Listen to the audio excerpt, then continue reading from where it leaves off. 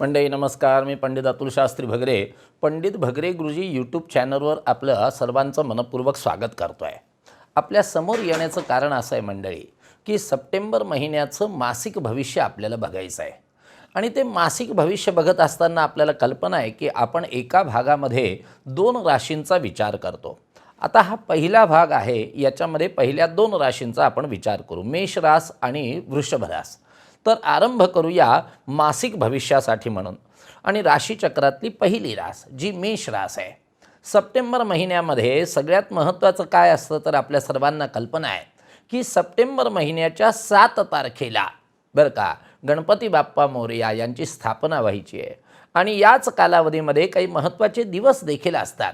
कोणते कोणते दिवस असतात तर सगळ्यात महत्त्वाची गोष्ट म्हणजे हरितालिका असतात, म्हणजे हे स्त्रियांसाठीचं महत्त्वाचं असतं. त्यानंतर महत्त्वाचा विषय असा असतो की घरोघरी गल्लोगल्ली मंडळांचे गणपती स्थापित होतात. ऋषी पंचमी त्यानंतर असते, नंतर वामन द्वादशी असते, अनंत चतुर्दशी असते आणि पृष्ठपदी पौर्णिमा असते. आणि त्याच्यानंतर पुढचे 15 दिवसाचा जो कालावधी असतो तो पितृपक्ष म्हणून म्हटला जातो. तेही आपल्याला कल्पना आहे.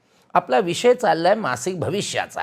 मग मेष राशीसाठी कसा असेल सप्टेंबर महिन्यात? पहिल्यांदा ग्रहांची स्थिती बघू की या महिन्यामध्ये कोणकोणते ग्रह कसे बदलतात जे आपल्या राशीला किंवा आपल्या कोणत्या स्थानातनं भ्रमण करतात आहे.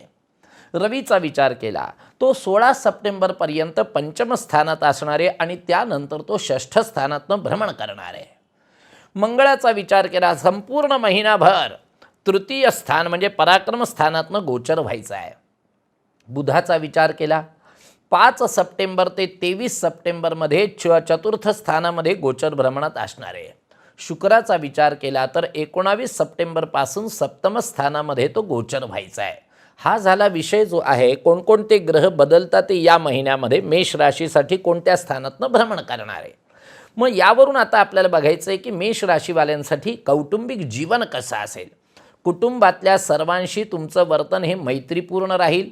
सर्वांचं तुमच्यावरचं प्रेम आणखीन वाढेल. घरामध्ये काही शुभ कार्य होण्याची शक्यता आहे ज्यामुळे सर्वांचं मन प्रसन्न होईल.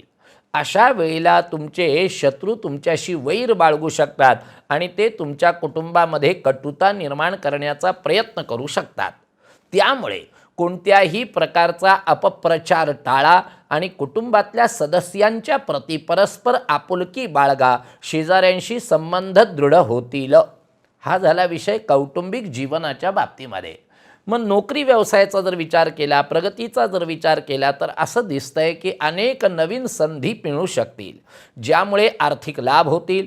या वेळेला तुमची कल्पनाशक्ती देखील वाढेल ज्यामुळे तुम्हाला नवीन क्षेत्रामध्ये काम करण्याला प्रोत्साहन मिळेल. आपल्या बुद्धिमत्तेनुसार निर्णय घ्या आणि आपलं बोलणं हे गोड ठेवा. हो, व्यापारी नवीन करार करू शकतात ज्यामुळे भविष्यामध्ये आपल्याला यश मिळेल. जर तुम्ही स्वतःसाठी नोकरीच्या शोधात असाल तर हा महिना तुमचा विचार बदलू शकतो. आपला स्वतःचा व्यवसाय करण्यावर आपलं लक्ष असेल ज्यासाठी आपण आपल्या वरिष्ठांशी चर्चा करू शकतात. नोकरी करणाऱ्या मंडळींसाठी या महिन्यामध्ये प्रवास करावा लागू शकतो. त्यामुळे पूर्ण खबरदारी आपल्या प्रकृतीची देखील घेणं गरजेचं आहे.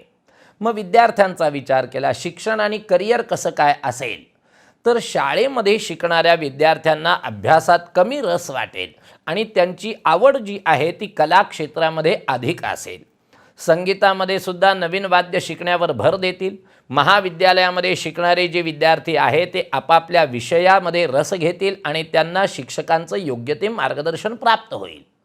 प्रामुख्याने इंजिनिअरिंग असो, मॅनेजमेंट असो किंवा कॉमर्समध्ये शिक्षण घेणाऱ्या विद्यार्थ्यांसाठी हा महिना चांगला असण्याची शक्यता प्रामुख्याने पाहायला मिळते. स्पर्धा परीक्षेची तयारी करत असाल तर या महिन्यामध्ये नोकरी मिळू शकेल. अशा वेळेला कोणतीही संधी हातापासून जाऊ देऊ नका, कारण ती तुमच्या भविष्याच्या दृष्टिकोनातून फायदेशीर ठरू शकते. हे देखील महत्त्वाचं आहे. मग प्रेम प्रकरणाचा जर आपण विचार केला किंवा वैवाहिक जीवनाचा विचार केला तर असं पाहायला मिळतं आहे की आपल्या जोडीदारासोबतचे आपले संबंध अधिक गोड होतील आणि सासरच्या मंडळींकडून ही काही चांगली बातमी मिळू शकेल ज्यामुळे मन प्रसन्न राहील. नात्यातल्या लोकांचा त्यांच्या जोडीदारापासून मोहभंग होऊ शकेल आणि ते दुसऱ्या कोणाकडे तरी आकर्षित होऊ शकतात, ज्यामुळे नात्यामध्ये दुरावा निर्माण होईल. जर तुम्ही तुमच्या पार्टनरपासून दूर राहिलात तर या महिन्यामध्ये तुम्ही त्यांना भेटू शकाल. लग्नाची वाट पाहणारी मंडळी पुढे जाऊ शकतात, ज्यामुळे मन प्रसन्न होईल. मग आता याच्यानंतर आपल्याला बघायचं आहे की साधारण आरोग्य कसं असेल. महिन्याच्या मध्यामध्ये तुम्हाला शारीरिकदृष्ट्या काही किरकोळ समस्या उद्भवू शकतात, ज्यामुळे आरोग्य शिथिल राहील. अशा वेळेला स्वतःची पूर्ण काळजी घेणं, योग्य वेळेला खानपान करणं, व्यायाम करणं, पथ्यपाणी पाळणं हे देखील महत्त्वाचे. जर ज्या स्त्रिया गर्भवती असतील तर या महिन्याच्या मध्यामध्ये तुमची तब्येत अचानकपणे बिघडू शकते. त्यामुळे वेळोवेळी आपली तपासणी करणं हे आपलं कर्तव्य आहे. मानसिक दृष्टीने तुम्ही पूर्णपणे निरोगी राहाल आणि कोणतीही अडचण येणार नाही. कुटुंबातल्या सदस्यांची चिंता असली तरीही कोणीतरी ती सोडवेल. म्हणजेच याचा अर्थ असा की आरोग्य देखील अगदी यथायोग्य आहे असं म्हणायला हरकत नाही आहे. मग आता असा जर विचार आपण केला तर या महिन्यासाठी म्हणून मेष राशीसाठी शुभ अंक आणि शुभ रंग कोणता? तर निळा हा जो रंग आहे तो खास करून अत्यंत महत्त्वाचा ठरेल. मेष राशीसाठी अतिशय लाभदायक आहे. त्याला जास्तीत जास्त महत्त्वाच्या ठिकाणी जाताना येताना प्राधान्य द्या. अगदीच निळे शर्ट किंवा निळी पॅन्ट तुम्ही वापरावी असं नाही, पण निळ्या रंगाचा एक रुमाल तरी आपल्या खिशात जवळ असावा. म्हणजे तेवढं जरी असलं तरी त्याचाही प्रभाव चांगला पडतो. अंकाचा विचार केला तर 5 हा अंक जो आहे तो मात्र आपल्यासाठी या महिन्यात अतिशय महत्त्वाचा ठरेल. या पद्धतीने जे आहे ते मेष राशीचं हे मासिक भविष्य आहे. आता आपल्याला याच भागातली दुसरी रास बघायची, ती म्हणजे वृषभ रास. मग वृषभ रास बघत असताना पहिल्यांदा आपल्याला याचा विचार करायचा आहे की कोणते ग्रह केव्हा बदलतात आहे आणि कोणत्या स्थानातनं बदलतात आहे. रवीचा विचार केला 16 सप्टेंबरपासून चतुर्थ स्थानामध्ये आणि त्यानंतर तो पंचम स्थानामध्ये स्थिर व्हायचा आहे. मंगळाचा विचार केला तर संपूर्ण महिना जो आहे तो धनस्थानात स्थिर व्हायचा आहे. बुधाचा विचार केला तर 5 सप्टेंबरपासून ते 23 सप्टेंबरपर्यंत तृतीय स्थानामध्ये तो गोचर व्हायचा आहे.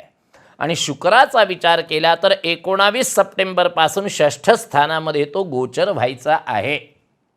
अशी एकूण स्थिती आहे. मग आता वृषभ राशीचं कौटुंबिक जीवन कसं असेल? हा महिना तुमच्यासाठी अस्वस्थ असू शकतो आणि आपण एखाद्या गोष्टीबद्दल संभ्रमाच्या स्थितीमध्ये देखील असाल. अशा वेळेला जे काही होईल ते आपल्या आईवडिलांसोबत शेअर करा आणि घरातल्या एखाद्या सदस्यासोबत शेअर करा ज्याच्याशी तुमचे चांगले संभाषण आहे. यामुळे काय होईल तर समस्या सुटतील आणि निर्णय घ्यायला मदत होते. हे सगळ्यात महत्त्वाचं आहे.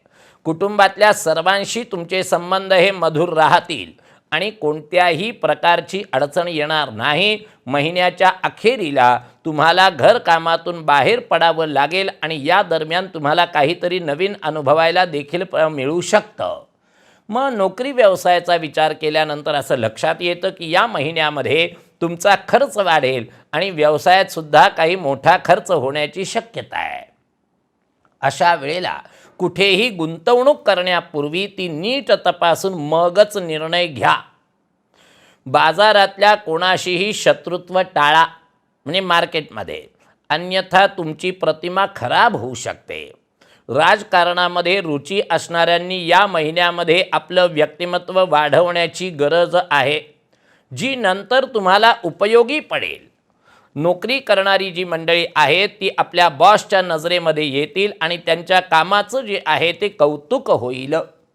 किमान या महिन्यामध्ये कोणत्याही सहकार्याशी कोणत्याही प्रकारच्या वादापासून विवादापासून मात्र ते आपण दूर राहिलं पाहिजे. शिक्षण आणि करिअरचा विचार केल्यानंतर असं लक्षात येत आहे की शिक्षकांकडून योग्य मार्गदर्शन मिळेल जे आपलं करिअर घडवण्यासाठी अत्यंत उपयुक्त ठरेल. जर तुम्ही शाळेत असाल तर मात्र या महिन्यामध्ये तुम्हाला तुमच्या वर्गमित्रांकडून भरपूर पाठिंबा मिळेल, ज्यामुळे अर्धवट संपलेल्या प्रोजेक्ट्समध्ये तुम्हाला त्याची मदत होईल. कॉलेजमध्ये शिकणारे विद्यार्थी स्वतःसाठी अशा विषयांमध्ये रस घेतील ज्यामुळे भविष्यात त्यांचा मार्ग मोकळा होईल. जर तुमचं शिक्षण पूर्ण झालेलं असेल आणि तुम्ही नोकरीच्या शोधात असाल तर या महिन्यामध्ये तुम्हाला नवीन संधी मिळू शकतात. अशा वेळेला कोणतीही संधी हाताबाहेर जाऊ देता कामा नये आणि त्या संधीवर लक्ष केंद्रित करा, त्यावर काम करा, हे सगळ्यात महत्त्वाचं आहे. सरकारी परीक्षेची तयारी करणाऱ्या उमेदवारांना किंवा विद्यार्थ्यांना स्वतःसाठी नवीन क्षेत्रामध्ये हात आजमावण्याची संधी मिळेल, ज्यात ते रस घेतील, हे देखील तितकंच महत्त्वाचं आहे. प्रेम प्रकरण अथवा वैवाहिक जीवनाचा जर आपण विचार केला, जर तुम्हाला आधी स्टोनचा त्रास प्रेम प्रकरण आणि विवाहाचा जर आपण विचार केला, वैवाहिक जीवनाचा, तर असं लक्षात येतं जर तुमचं लग्न झालेलं असेल तर या महिन्यामध्ये तुमचं तुमच्या जोडीदाराबरोबर एखाद्या गोष्टीवरून वादविवाद किंवा भांडण होण्याची शक्यता आहे. एखाद्या गोष्टीबद्दल तुमच्या दोघांमध्ये परस्पर मतभेद असू शकतात, ज्यामुळे नंतर समस्या निर्माण होतील. अशा वेळेला आपल्या वागण्यावर नियंत्रण ठेवा आणि अहंकार आपल्यावर वर्चस्व गाजवू देऊ नका, बरं का. त्याचप्रमाणे जी मंडळी लग्नाच्या प्रतीक्षेत आहेत त्यांना या महिन्यामध्ये स्वतःसाठी लग्नाचा प्रस्ताव येऊ शकतो, परंतु आपले वडीलधारी मंडळी त्यावर खुश नसतील. अशा वेळेला त्यांचा सल्ला काळजीपूर्वक ऐकणं ही आपली जबाबदारी आहे. यानंतर आपण आरोग्याचा विचार करू. असं म्हणतात की जर तुम्हाला स्टोनचा त्रास असेल, त्याला काय म्हणतो आपण, किडनी स्टोन, बरं का, तर अजूनही स्टोन असतील तर किमान 50% या मंडळींना या महिन्यामध्ये स्टोनपासून दुखण्याची त्रास होण्याची शक्यता आहे. अशा वेळेला डॉक्टरांकडून अगोदरच चेकअप करून घ्या आणि सर्व उपचार करा, अन्यथा तुम्हाला अचानक समस्येला सामोरं जावं लागू शकतं. बाकी सर्वांना कोणत्याही गंभीर शारीरिक समस्या होणार नाही. मानसिकदृष्ट्या महिन्याच्या 3ऱ्या आठवड्यामध्ये झोप न लागल्यामुळे अस्वस्थतेची समस्या उद्भवू शकते.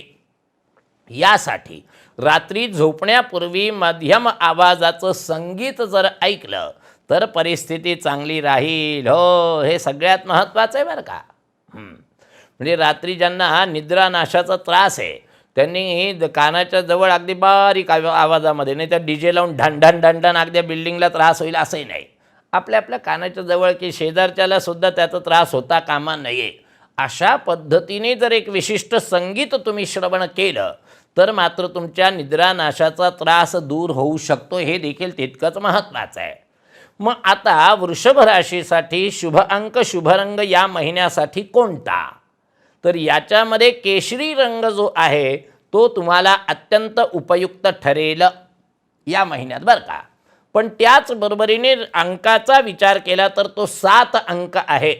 हो, चमत्कारिक अंक आहे, नेपच्यूनचा अंक आहे, तर तो अंक जो आहे तो तुमच्यासाठी अतिशय महत्त्वाचा ठरेल. तर मंडळी, या सप्टेंबर महिन्याच्या मासिक भविष्याचा हा पहिला भाग आपल्यासमोर मी सादर करतोय. उद्या पुढचा भाग म्हणजेच पुढच्या 2 राशींचा आपण विचार करणार आहोत, मिथुन रास आणि कर्क रास. तोपर्यंत आपल्या सर्वांचा निरोप घेतोय. नमस्कार.